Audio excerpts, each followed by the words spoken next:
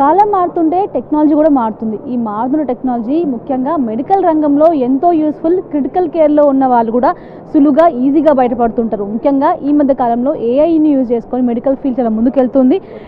ఇందుకోసమే హైదరాబాద్లోని HS Novotel bio ఏషియాకి వేదిక అయింది. మరి ఇక్కడ చాలా వరకు స్టార్టప్స్ ఉన్నాయి, దాంతోపాటు మెయిన్ కంపెనీస్ ఉన్నాయి. వాళ్ళతో మాట్లాడదాం, ఎలాంటి ప్రోడక్ట్స్ తీసుకొచ్చారు, దాంతోపాటు ఈ టెక్నాలజీ యూజ్ చేసుకొని మెడికల్ ఫీల్డ్ ఎంతవరకు గ్రో అవుతుందో తెలుసుకుందాం. ఈ మధ్యలో ఎక్కడ చూసిన టెక్నాలజీతో నిన్న ఉన్నది ఇవాళ ఉండట్లేదు, ఇవాళ ఉన్న రేపు ఉండట్లేదు. సో మెయిన్గా మీరు ఇక్కడ ఏం తీసుకొచ్చినారు? సో ఏ కంపెనీ రిప్రజెంట్ చేస్తున్నారు మీరు? సో మా దగ్గర ఏంటంటే డ్రగ్ మ్యానుఫ్యాక్చరింగ్ చేయడానికి యూజ్ చేసే ఎక్విప్మెంట్స్ అన్ని మేము సప్లై చేస్తాం. Like latest equipments like wave bioreactor, single use bioreactor, SS bioreactors, so purification systems, chromatography systems, TFF systems, ఇవన్నీ యూజ్ చేస్తారు డ్రగ్ ప్రొడక్షన్. ఇవన్నీ మేము మ్యానుఫ్యాక్చరింగ్ చేస్తాం. Like we do have single use bags అనేటివి ఉన్నాయి. సో ఇవన్నీ ఇక్కడే మ్యానుఫ్యాక్చరింగ్ అవుతున్నాయి ఇండియాలో. So we manufacture and we sell that equipments. Marketing wise చూసుకున్నట్లయితే మన ఏ దేశంతో పోటాపోటీగా మన ఇండియా కనిపిస్తుంది? ఎట్లా ఉంది ఇక్కడ హైదరాబాద్లో కానీ ఇండియాలో కావచ్చు? యాక్చువల్గా మీరు వ్యాక్సిన్స్ కానీ మ్యాప్స్ కానీ ఏదైనా తీసుకుంటే so India is the leading manufacturer. Even Covid టైంలో ఆల్సో అదే ప్రూవ్ అయింది యాక్చువల్గా అయితే. So many countries came to India for manufacturing the drugs, vaccines అయినా కానీ డ్రగ్స్ కానీ ఏదైనా మ్యానుఫ్యాక్చరింగ్ కావాలంటే first India is the first option. So కొత్త టెక్నాలజీస్ కూడా ఇండియాలోనే మ్యానుఫ్యాక్చరింగ్ టెక్నాలజీ స్టార్ట్ అవుతున్నాయి. Manufacturing is major strength. మనకి major strength manufacturing is one of the major strength. And our competitors also, there few of the competitor countries like China is another competitor.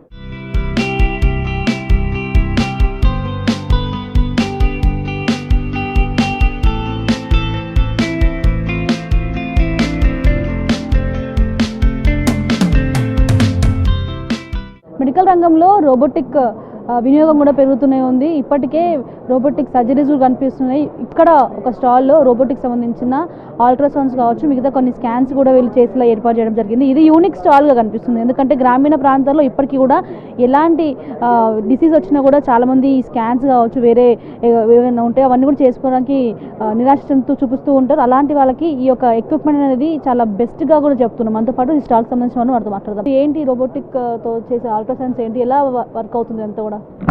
So ఇప్పుడు మనకి ప్రెగ్నెన్సీలో కానీ gall bladder stones కానీ kidney stones కానీ ఇట్లాంటి abdominal scans ఇవన్నీ బేసిక్గా మనకు కావాల్సింది అల్ట్రాసౌండ్. లోపల ఏముంది, నాకు చిన్న నొప్పి వచ్చినా లోపల ఏముంది అని తెలుసుకోవాలి. అప్పుడే కదా డాక్టర్ మనకి ఏదైనా ట్రీట్మెంట్ ఇచ్చేది. సో ఇలాంటి బేసిక్ సౌకర్యం కూడా మనకి రూరల్ ఏరియాస్లో లేదు. ఎందుకంటే రేడియాలజిస్ట్ అనేది హైయెస్ట్ స్పెషాలిటీ ప్రొఫెషన్. వాళ్ళ ఇలాంటి ప్రతి గ్రామానికి వెళ్ళలేరు. సో అండ్ డాక్టర్స్ కూడా మోస్ట్లీ 87% డాక్టర్స్ అర్బన్ ఏరియాలో ఉంటున్నారు. మరి ఊర్లలో ఉండే వాళ్ళకి ఏమవ్వాలి? సో అలాంటి ఉద్దేశంతో మేము ఒక రోబోట్ని డెవలప్ చేసాము. సో ఇప్పుడు ఈ రోబోట్ ఏంటంటే మనకి హెడ్ టు టో మొత్తం కంట్రోల్ ఉంటుంది. డాక్టర్స్ ఇప్పుడు సిటీ నుంచి కంట్రోల్ చేయొచ్చు. సిటీ నుంచి వాళ్ళు ఏమైతే యాక్షన్స్ చేస్తారో ఈ రోబో సేమ్ యాక్షన్స్ని రెప్లికేట్ చేస్తుంది. సో అండ్ అల్ట్రాసౌండ్ ఇమేజ్ అనేది మళ్ళీ డాక్టర్కి వెనక్కి వెళ్ళిపోతుంది. సో ఇప్పుడు పేషెంట్ అనే అతను మళ్ళీ హైదరాబాద్కి స్కాన్ చేసుకోవడానికి రావక్కర్లేదు. ఊర్లోనే వాళ్ళకి రిపోర్ట్ వచ్చేస్తుంది. వాళ్ళు ఉన్న గ్రామంలోనే వాళ్ళకి అల్ట్రాసౌండ్ స్కాన్ అయిపోతుంది. డైలీ ఎన్ని స్కాన్స్ ఈ రోబో చేయగలుగుతుంది? ముఖ్యంగా ఎంత డిస్టెన్స్ వరకు కూడా రేడియాలజిస్ట్ దీన్ని యాక్సెస్ చేసుకోగలుగుతారు? సో డైలీ అరౌండ్ 60 స్కాన్స్ వరకు రోబో చేయగలదు. అండ్ డిస్టెన్స్తో మనకి ఇప్పుడు అంత బ్యారియర్ లేదు. ఎందుకంటే ఇది ఇంటర్నెట్ మీద నడుస్తుంది. ఎక్కడైతే ఇంటర్నెట్ ఉందో, సో ఇప్పుడు మనకి ప్రతి గ్రామంలో అందరూ యూట్యూబ్ వాడుతున్నారు, 4G ఫోన్స్ ఉన్నాయి. సో అలా ఆల్మోస్ట్ మనం గ్రామం స్థాయి వరకు, గ్రామ పంచాయతీ ఉన్న స్థాయి వరకు ఈ రోబోట్ వెళ్ళి పనిచేయగలదు. ప్రజెంట్ ఏ ప్రాంతాల్లో ఎక్కువగా ఎలాంటి వాటిల్లో ఈ సర్వీస్ అనేది ఉపయోగపడాలి? So mostly the maternal health. ప్రెగ్నెన్సీలో ఇప్పుడు మనం చిన్న బేబీస్ దగ్గర రిస్క్ తీసుకోలేము. అసలు అల్ట్రాసౌండ్ స్కాన్ చేయకుండా ఏం తెలియకుండా ప్రెగ్నెన్సీ అటెంప్ట్ ఎలా చేస్తున్నారు? సో అలాంటి ఏరియాల్లో ఇది తప్పనిసరిగా అవసరం. మన తెలంగాణ గవర్నమెంట్ కూడా రీసెంట్గా 56 అల్ట్రాసౌండ్ మిషన్స్ డిప్లాయ్ చేసింది. సో ఇప్పటి వరకు మేము ఇన్ హౌస్ డెవలప్ చేసాము ఇదే రోబోట్ని. ఇది ఇప్పుడు క్లినికల్ ట్రయల్ స్టేజ్లో ఉంది. ఇది అయిపోతే మేము ఒక 3 పైలట్ సెంటర్స్ తెలంగాణలో డిప్లాయ్ చేయాలనుకుంటున్నాం. సో అల్ట్రాసౌండ్ స్కాన్స్, ఇది థొరాక్స్ స్కాన్స్ కానీ, abdominal scans, foetal scans, pregnancy scans, and gall bladder stones కానీ, కిడ్నీ స్టోన్స్ కానీ, అండ్ పెల్విక్ స్కాన్స్, పోస్ట్రేట్ క్యాన్సర్ స్కాన్స్ ఇవన్నీ చేస్తుంది.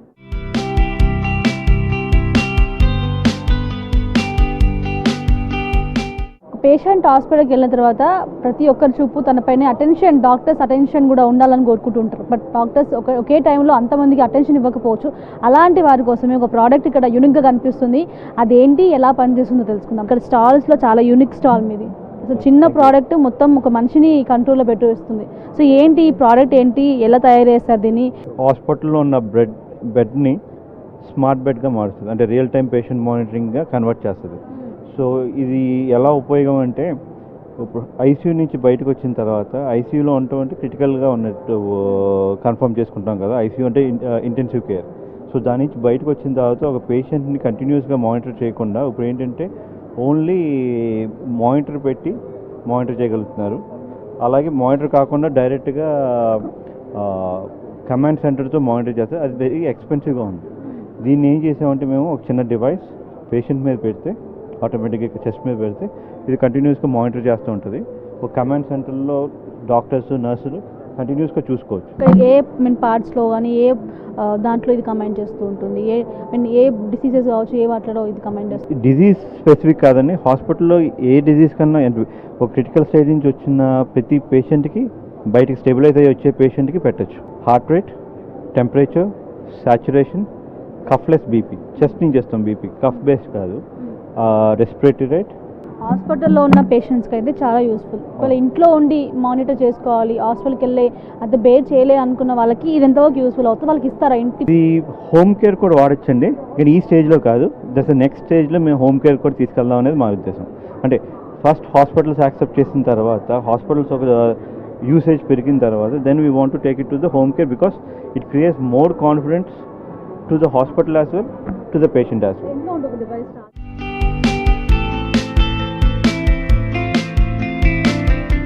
ఈ మెడిసిన్స్ని మోతాదుగా తీసుకోలేని పరిస్థితి కనిపిస్తుంది. సో అలాంటి వారి కోసమే ఇక్కడ ఒక డివైస్ కనిపిస్తుంది. ఇది స్మార్ట్ డివైస్గా కూడా చెప్పాలి. ఎందుకంటే పేషెంట్ ఎప్పుడు మెడిసిన్ వేసుకోవాలి ఏంటి అనేది గుర్తు పెట్టుకోకుండానే ఈ డివైస్ సహాయంతో అయితే మోతాదులో అయితే బాడీలోకి మెడిసిన్ వెళ్తుంది. ఏంటి, ఎలా పనిచేస్తుందో తెలుసుకుందాం.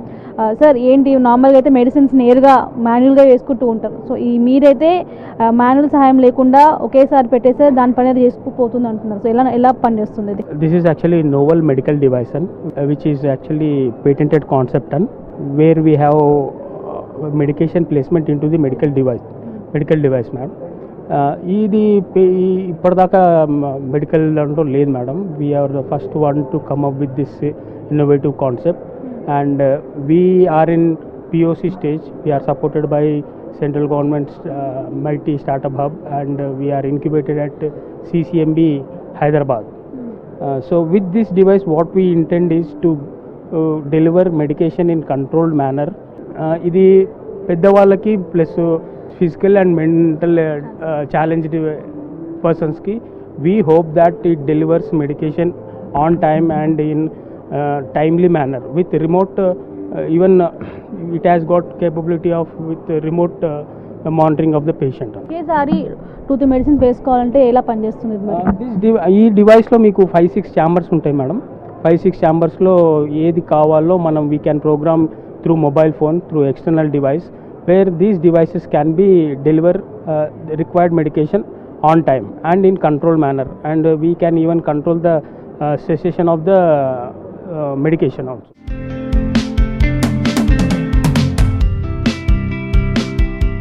Today I am representing a company called Cyanvi Biosciences. మా టూల్ పేరు వచ్చేసి AMRX అండి, that is our product name. The purpose of our company is we are actually an AI diagnostic tool. మనం దీన్ని ప్రత్యేకంగా డిజిటల్ డయాగ్నోస్టిక్స్ కోసం వాడతామండి. డిజిటల్ డయాగ్నోస్టిక్స్లో స్పెసిఫిక్గా యూరినరీ ట్రాక్ట్ ఇన్ఫెక్షన్స్ అనే స్పెసిఫిక్ ఒక డిసీజ్ని we identify and we predict అండి. సో ఈరోజు కనుక ఒక పేషెంట్ హాస్పిటల్కి వెళ్తే వాళ్ళు ఒక కల్చర్ టెస్ట్ ఇవ్వాల్సి ఉంటుంది. ఆ కల్చర్ టెస్ట్ తీసుకొని ఒక 5 లేకపోతే 6 రోజుల తర్వాత వాళ్ళు ఎలాంటి మెడిసిన్స్ వాడాలనేది డాక్టర్ వాళ్ళకి ప్రిస్క్రైబ్ చేస్తారండి. ఆ 5 to 6 డేస్లో there is a huge issue of the disease are the proliferation of the urinary tract. So దానివల్ల ఏంటంటే there is going to be a lot of symptomatic errors. What we are trying to do is using our AI tool, we are predicting very accurately what kind of a UTI it is in a matter of few seconds. Therefore we have a patent on this అనమాట. ఎంత అక్యురేట్గా వస్తుంది result? ఇది మనకి ఇప్పుడు 93% ఉందండి. ఈరోజు మనం దీన్ని యూరినరీ ట్రాక్ట్ ఇన్ఫెక్షన్స్ కోసం వాడుతున్నాం. రేపు దీన్ని we're also going to develop for respiratory tract infections which is related to the lungs అనమాట. We're also going to very shortly launch for the blood stream infections which is also called sepsis that mainly causes the death of the humans అనమాట. Our AI tool is specifically looking at infections. Artificial ఇంటెలిజెన్స్తోని medical care ఇంకా easy అవుతుందని ఇప్పటికే ఎంతోమంది professors చెప్తూ ఉన్నారు. మెయిన్గా ఇలాంటి స్టార్టప్స్ కావచ్చు, ఇప్పటికే ఉన్న కంపెనీస్ ప్రోడక్ట్స్ వల్ల ఇంకా ఎంతవరకు యూస్ఫుల్ అవుతుంది, రానున్న రోజుల్లో హైదరాబాద్ కావచ్చు, ఇండియన్ మెడికల్ ఈ టెక్నాలజీ అనేది ఎంతవరకు ముందుకు వెళ్ళిపోతుందో తెలుసుకుందాం. మనతో పాటు ప్రొఫెసర్ వారితో మాట్లాడదాం. సార్, ముఖ్యంగా ఇప్పటికే ఒక పాస్ట్ 10 yearsకి ఇప్పటికీ మెడికల్ ఫీల్డ్లో చాలా చేంజెస్ కనిపిస్తున్నాయి.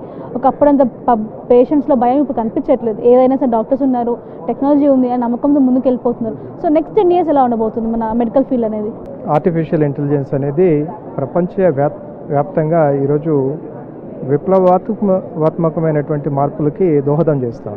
డాక్టర్కి అలాగే హెల్త్ కేర్ వర్కర్స్కి ఉండేటటువంటి మేధ మాత్రమే దాన్ని డయాగ్నోస్ చేయడానికి కానీ, ట్రీట్ చేయడానికి కానీ, లేకపోతే ఒక సర్జరీ చేయడానికి కానీ ఉపయోగపడేది.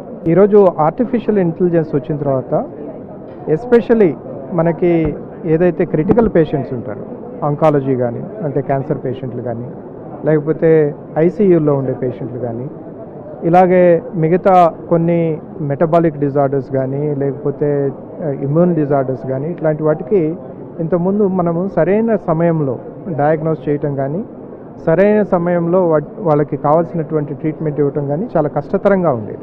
కృత్రిమ మేధ వచ్చిన తర్వాత దాన్ని వినియోగించుకొని మనం సాధ్యమైనంత త్వరగా ఈ డయాగ్నోస్ చేయటానికి కానీ, అలాగే సరైనటువంటి వైద్యాన్ని అందించడం కానీ చాలా ఉపయోగపడుతూ ఉందని చెప్పడంలో ఏమాత్రం సందేహం లేదు. సో ఈ మధ్యకాలంలో ఇంటికే మెడిసిన్స్ డోన్ డెలివరీ ద్వారా వస్తున్నాయని వింటున్నాం. అది ఎట్లా నడుస్తుంది, ముఖ్యంగా ఏ ప్రాంతాలకి ఈ మెడిసిన్స్ని సప్లై చేసి తెలుసుకుందాం.